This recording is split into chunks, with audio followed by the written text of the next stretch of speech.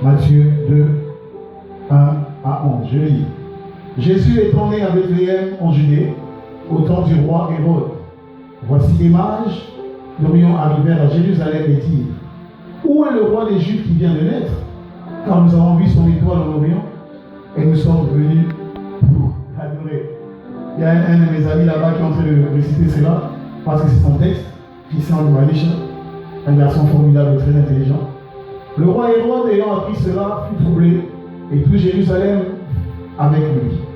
Il assembla tous les principaux sacrificateurs et les scribes du peuple, et il s'informa auprès d'eux où devait naître le Christ. Ils lui dirent: à Bethléem en Judée, car voici ce qui est écrit par le prophète. Et toi, Bethléem, terre de Juda, tu n'es certes pas la moindre entre les principales villes de Juda, car de toi sortira un chef qui paîtra Israël, mon peuple. Alors Hérode fit appeler en secret les mages et s'enquit soigneusement auprès d'eux depuis combien de temps l'étoile brillait.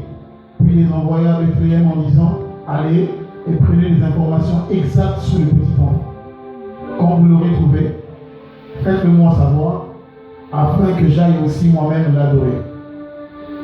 Tu peux souligner adorer, s'il te plaît. Tu peux aussi souligner adorer au verset 2. Je lis verset 9 maintenant. Après avoir entendu le roi, ils partirent. Et voici, l'étoile qu'ils avaient vue en Orient marcher devant eux, jusqu'à ce qu'étant arrivé au-dessus du lieu où était le petit enfant, elle s'arrêta. L'étoile me rappelle la colonne de nuée, qui conduisait les enfants d'Israël dans le désert. Quand ils aperçurent l'étoile, ils furent saisis d'une très grande joie. Ils entrèrent dans la maison, virent le petit enfant avec Marie, sa mère, se prosternèrent et l'adorèrent. Tu peux souligner encore se prosternèrent et l'adorèrent, s'il te plaît. Ils ouvrirent ensuite leur trésor. Tu peux souligner trésor. Et lui offrirent. Tu peux souligner offrir. En présent de l'or, de l'encens et de la myrrhe. Alléluia. Amen, amen. Genèse 22, 1 à 14.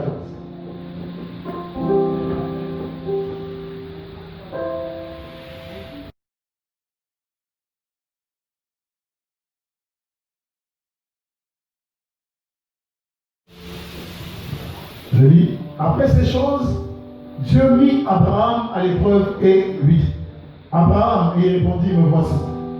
Dieu dit: prends ton fils, ton unique, celui que tu aimes, Isaac, va-t'en au pays de Morija, et là, offre-le en holocauste sur l'une des montagnes que je te dirai. Abraham se leva de bon matin, sella son âne, et prit avec lui 2 serviteurs et son fils Isaac. Il vendit du bois pour l'holocauste et partit pour aller au lieu que Dieu lui avait dit. Le 3e jour, Abraham, levant les yeux, vit le lieu de loin. Et Abraham dit à ses serviteurs: restez ici avec l'âne, moi et le jeune homme nous irons jusque-là pour adorer. Tu peux encore souligner adorer, s'il te plaît. Et nous reviendrons auprès de vous. Verset 6. Abraham prit le bois pour l'holocauste, le chargea sur son fils Isaac, et porta dans sa main le feu et le couteau. Et ils marchèrent tous deux ensemble. Alors Isaac, parlant à Abraham, son père, lui dit: mon père, répondit: me voici mon fils. Isaac reprit: voici le feu et le bois, mais où est l'agneau pour l'holocauste? Abraham répondit: mon fils, Dieu se trouvera lui-même de l'agneau pour l'holocauste. Et ils marchèrent tous deux ensemble. Lorsqu'ils furent arrivés au lieu que Dieu lui avait dit, Abraham y éleva un autel et rangea le bois. Il y a son fils Isaac et le mit sur l'autel par-dessus le bois. Puis Abraham étendit sa main et prit le couteau pour égorger son fils. Alors l'ange de l'Éternel l'appela des cieux et dit, Abraham, Abraham, répondit, me voici. L'ange dit, n'avance pas ta main sur l'enfant et ne lui fais rien, car je sais maintenant que tu crains Dieu et que tu n'as pas refusé ton fils, ton unique. Abraham leva les yeux et vit derrière lui un bélier retenu dans un buisson par les cordes. Et Abraham alla prendre le bélier et l'offrit en holocauste à la place de son fils.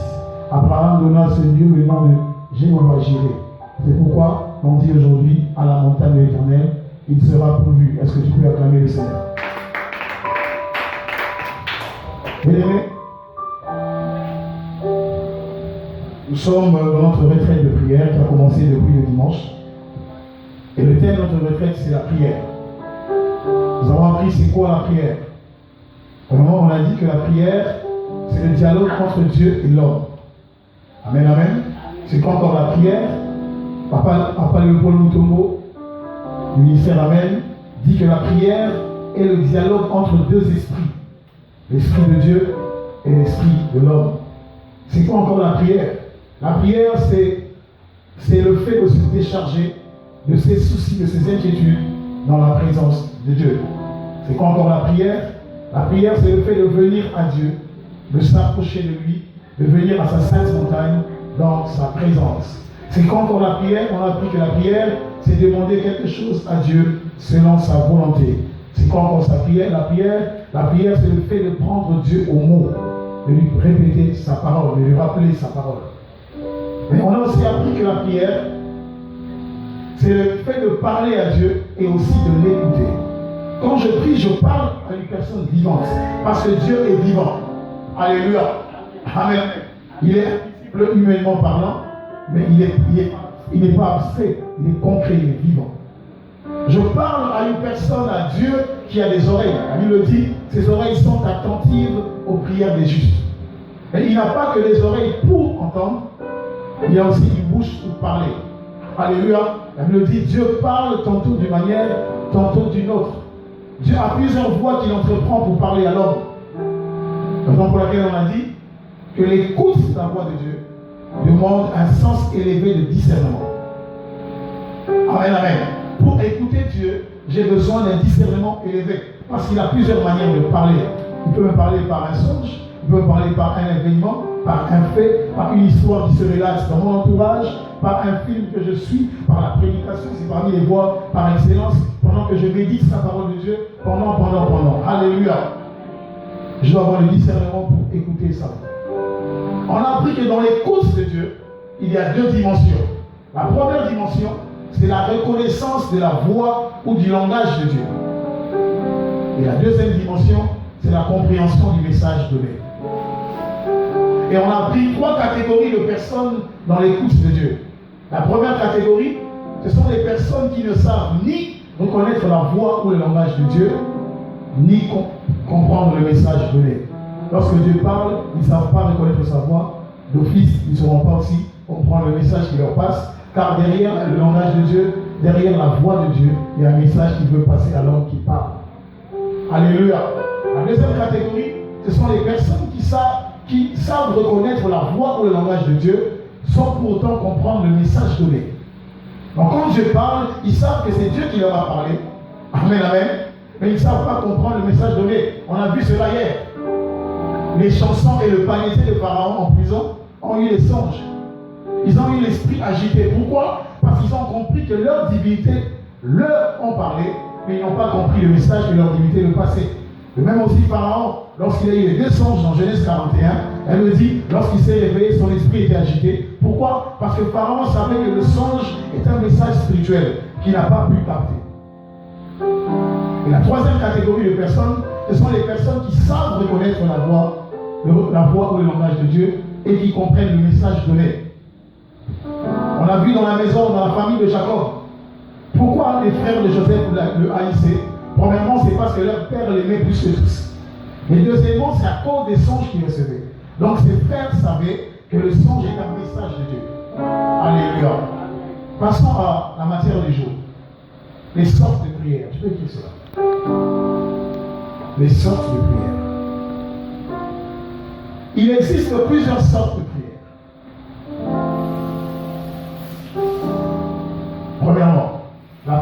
d'adoration.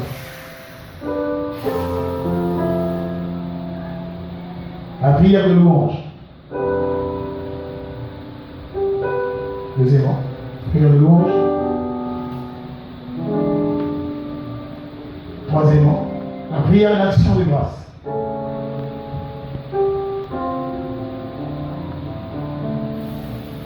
Quatrièmement, la prière de supplication.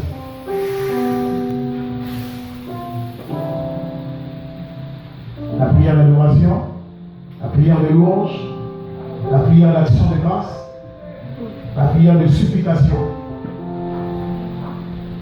Cinquièmement, la prière de demande. La prière de demande.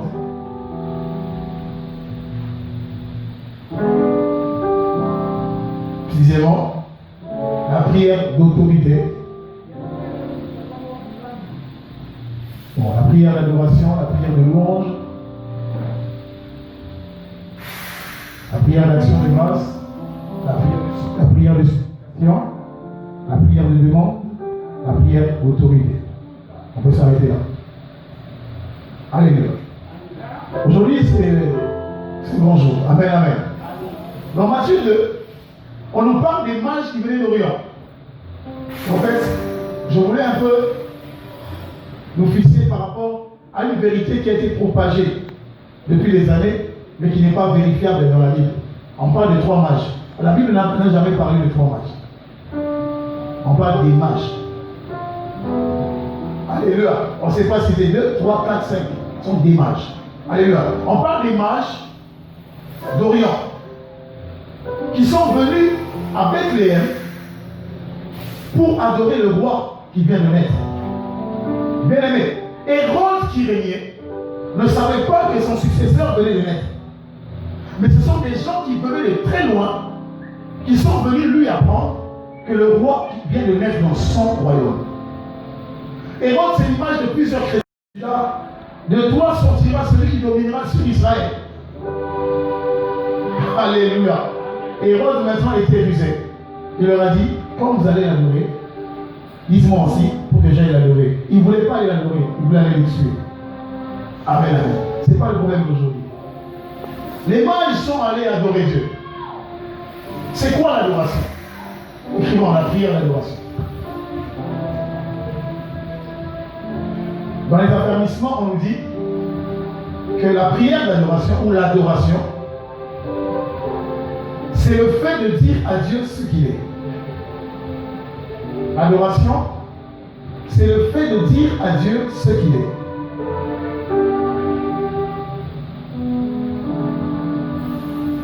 C'est le contempler, l'admirer. Alléluia. L'adoration, c'est le fait de dire à Dieu ce qu'il est, le contempler, l'admirer. Amen, amen. Alléluia. C'est bien. Je ne suis pas contre cette définition. Mais nous devons aller dans les eaux profondes. Parce que tu as duré dans les choses de Dieu. À ton niveau, tu ne peux pas te limiter seulement à dire que l'adoration est le fait de dire à Dieu ce qu'il est. Alléluia. Amen, amen. Amen, amen. Amen. Oh, est-ce que tu es là? Est-ce que tu es là? Amen. Jésus disait souvent, au commencement, cela n'était pas ainsi. Au commencement, que signifie adorer Dieu? Allons-y ensemble dans Genèse 22.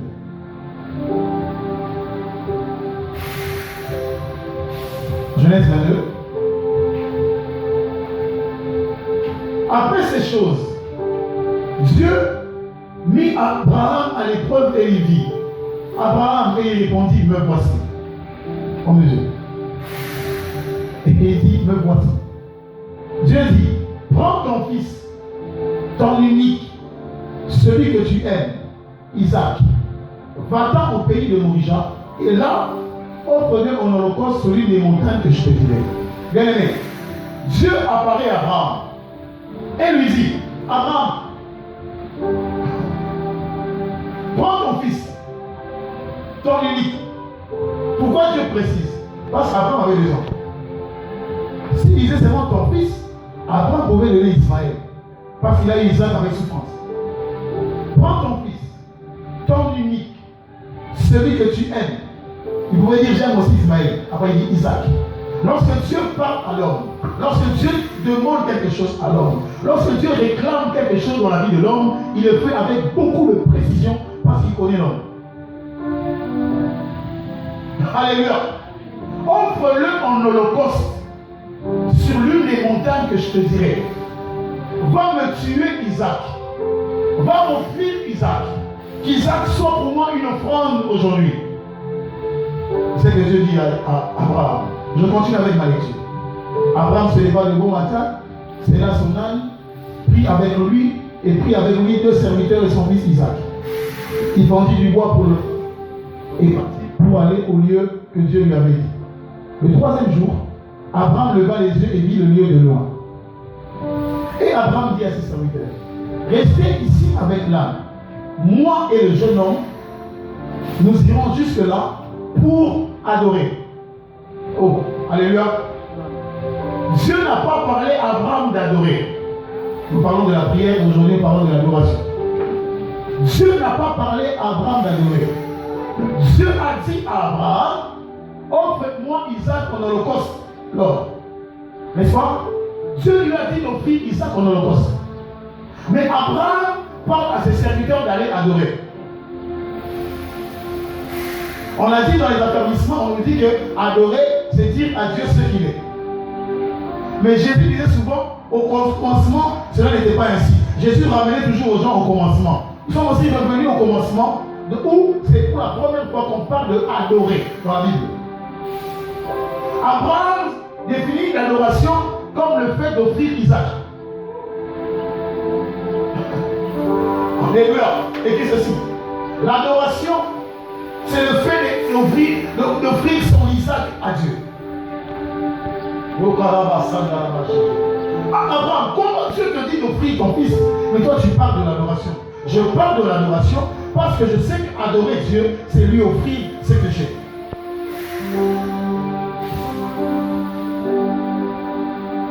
Amen. Dieu dit, prends ton fils. Donc adorer Dieu, c'est offrir à Dieu son fils. Mais c'est qui le fils?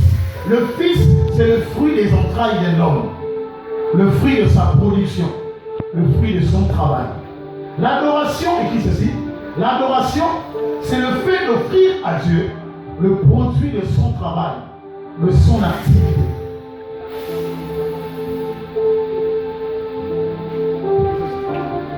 L'adoration, c'est le fait d'offrir à Dieu le fruit de son travail, de son activité. Prends ton fils. Le fils est le fruit des entrailles. C'est pour dire encore à quelqu'un, il y a trop de dérangements s'il vous plaît. C'est pour dire encore à quelqu'un que l'adorateur est celui qui travaille. Quand tu es paresseux, quand tu ne peux pas travailler, tu n'adores pas Dieu. Un adorateur est un travailleur. Est-ce que tu es là ce matin? Amen. Prends ton fils. Le fils est le fruit des entrailles, le fruit de mon travail. Donc un adorateur est un travailleur. Et puis ceci. L'adoration, c'est le fait d'exercer une activité, de travailler. L'adoration, c'est le fait d'exercer une activité, de travailler. Un adorateur, c'est un travailleur. Tu as grandi dans les choses de Dieu, tu dois aussi évoluer dans ta dimension, dans ta conception de l'adoration. Je ne suis pas contre les calendriers où on met les différents noms de Dieu, c'est bien. Mais ce n'est pas seulement le fait de dire à Dieu ce qu'il est. Adorer, c'est aussi travailler. Quand je travaille, quand je vais à l'école, que je suis sérieux avec mes cours, je suis en train d'adorer Dieu.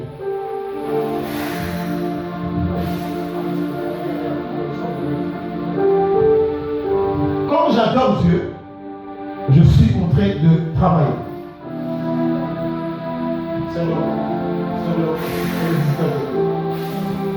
Quand j'adore Dieu, je suis en train de travailler. Alléluia. Au commencement, cela n'était pas ici. Alors encore au commencement. Genèse. Genèse 2.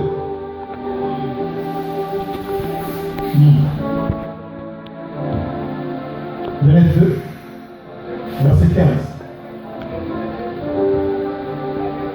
Genèse 2, verset 15. Évitez de sortir avec les enfants. Les enfants ne sortent pas. Évitez-vous. Que les enfants ne sortent pas. Merveille, les enfants ne sortent pas.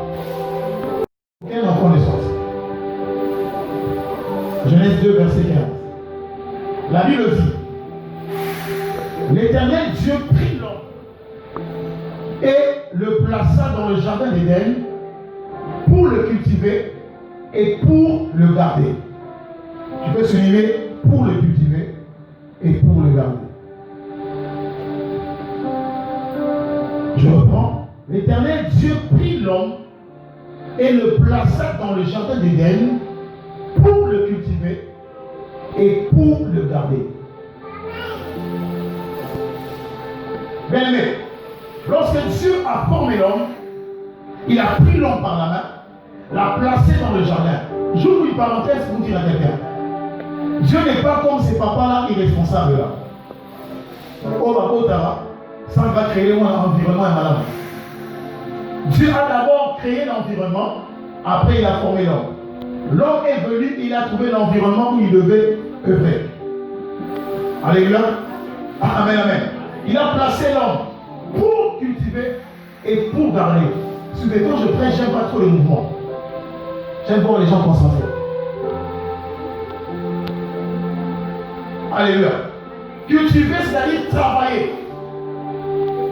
Et cultiver est un terme agricole qui est propre aux agriculteurs. Alléluia. Travailler la terre. Lorsque je travaille la terre, je suis en train de la transformer. Qui est d'accord avec moi? Lorsque je travaille la terre, même les religieux devront en train d'écrire. C'est important. Lorsque je travaille la terre, je suis en train de la transformer. Donc, écris ceci. Adorer Dieu, c'est transformer son environnement.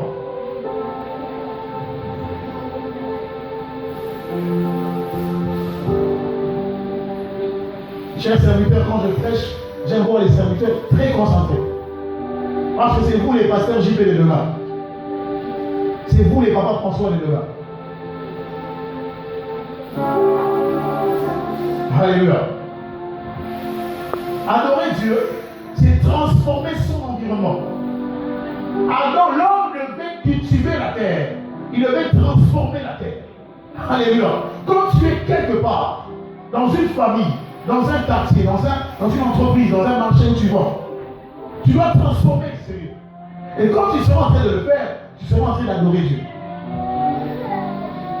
En toi, Dieu a mis des potentiels de transformation. En toi, Dieu a placé l'habilité de transformer tout ce que tu trouves, tout ce que tu touches. Pas seulement de transformer, mais de garder aussi. Alléluia. Lorsque je conserve, lorsque je sécurise ce que Dieu m'a donné, je suis en train de l'adorer. Écris ceci. L'adoration, c'est le fait de conserver, de sécuriser ce que Dieu m'a donné. L'adoration, c'est le fait de conserver, de sécuriser ce que Dieu m'a donné. C'est le fait aussi de gérer, de bien gérer ce que Dieu m'a donné. Un adorateur est un bon gérant. Alléluia. Aujourd'hui, on reçoit une autre conception de l'adoration. Ce n'est pas seulement s'agenouiller et commencer à parler. Lorsque je transforme mon environnement, je suis en train d'adorer Dieu. Lorsque je garde bien ce que Dieu m'a donné, je suis en train de l'adorer. Amen. On va prendre en Genèse 22. Prends ton fils, ton unique. Alléluia. Quand il parle d'unique, c'est-à-dire ce que tu as de précieux. L'adoration, c'est le fait d'offrir à Dieu ce que l'on a de précieux ou ce qui est précieux à nos yeux. Mais il écrit cela. L'adoration, c'est le fait d'offrir à Dieu ce que l'on a de précieux, ce qui est précieux à ses yeux. C'est une équivoque. L'adoration, c'est le fait d'offrir à Dieu ce que l'on a de précieux, ce qui est précieux à ses yeux. Et je crois que la première chose la plus précieuse pour l'homme sur la terre, c'est sa propre vie. Alléluia. Lorsque je donne ma vie à Dieu, je suis en train de l'adorer. Raison pour laquelle Romains 12 dit ceci. Romains 12, verset 1. Nous sommes en train d'exhorter, on va tout lire. Un jour de vous parlerons du thème de la jeunesse là. La race que le Père recherche. Ça peut nous prendre même un mois. Et nous parlerons en fort détail, avec fort détail, de l'adoration. Romains 12, verset 1. La Bible dit: je vous exhorte donc, frères, par les compassions de Dieu, à offrir vos corps comme un sacrifice vivant, saint, agréable à Dieu, ce qui sera de votre part un culte raisonnable. Alléluia. L'apôtre Paul exhorte les Romains, les chrétiens de Rome, et nous aussi aujourd'hui, à offrir le corps comme un sacrifice vivant, saint, agréable à Dieu. Là, c'est-à-dire, mon corps aussi est une adoration. Lorsque je donne ma vie à Dieu, je suis en train de l'adorer. Raison pour laquelle, dans Genèse 4, verset 4, allons-y, dans Genèse 4, 4, la Bible dit quelque chose de bien. Genèse 4, verset 4.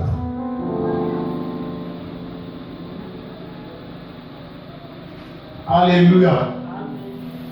La Bible dit: et Abel de son côté en fit une des premiers-nés de son troupeau et de leur graisse. L'Éternel porta un regard favorable sur Abel et sur son offrande. Souligne sur Abel, après tu soulignes sur son offrande. Dieu a d'abord agréé Abel avant d'agréer ce qu'Abel avait entre ses mains. Pourquoi? Parce que Dieu sait que la vie de l'homme est la première offrande, la première adoration qu'il fait à Dieu.